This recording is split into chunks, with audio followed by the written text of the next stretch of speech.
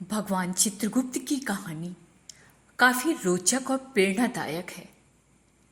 ऐसा माना जाता है कि चित्रगुप्त जी का जन्म सृष्टि के रचनाकार भगवान ब्रह्मा जी की माया से हुआ था।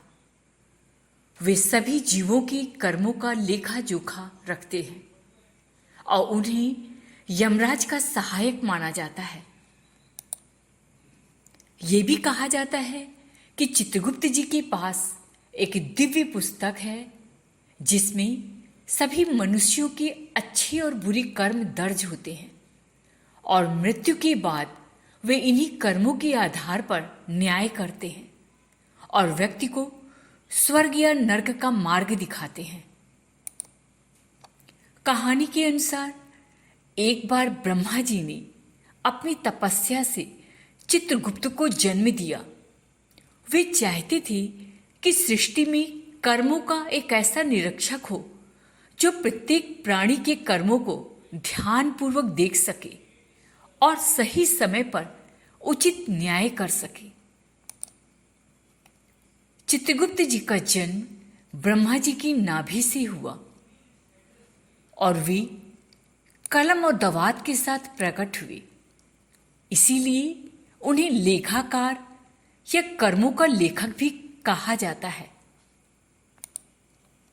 एक बार भगवान यमराज ने ब्रह्मा जी से निवेदन किया कि उन्हें एक ऐसे सहायक की आवश्यकता है जो उनके कार्य में मदद कर सके और जीवों के कर्मों का लेखा जोखा रख सके। ब्रह्मा जी ने यह अनुरोध सुनकर चित्रगुप्त जी को यमराज के सहायक के रूप में नियुक्त कर दिया। चित्रगुप्त जी कर्मों का हिसाब किताब रखने का कार्य सौंपा गया ताकि सभी जीवों को उनके कर्मों के अनुसार न्याय मिल सके।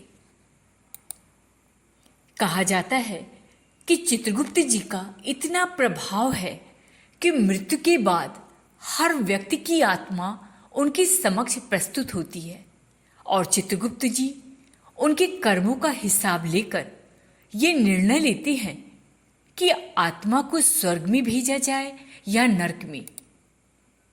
उनके न्याय का आधार केवल व्यक्ति के कर्म होते हैं, न कि उनके जन्म या स्थिति।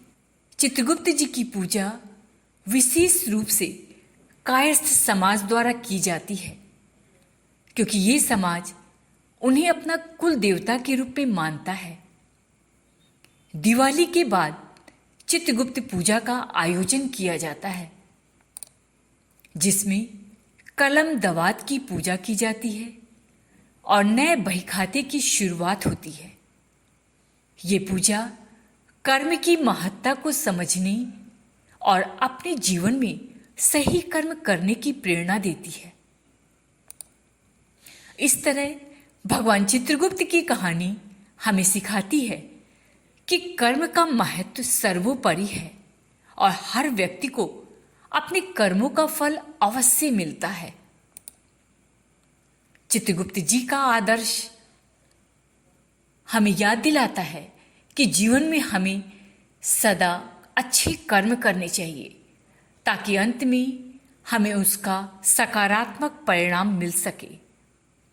अगर आपको मेरी ये कहानी पसंद है तो मेरे चैनल को सब्सक्राइब करें और लाइक करके हमें मोटिवेट करें। Thank you.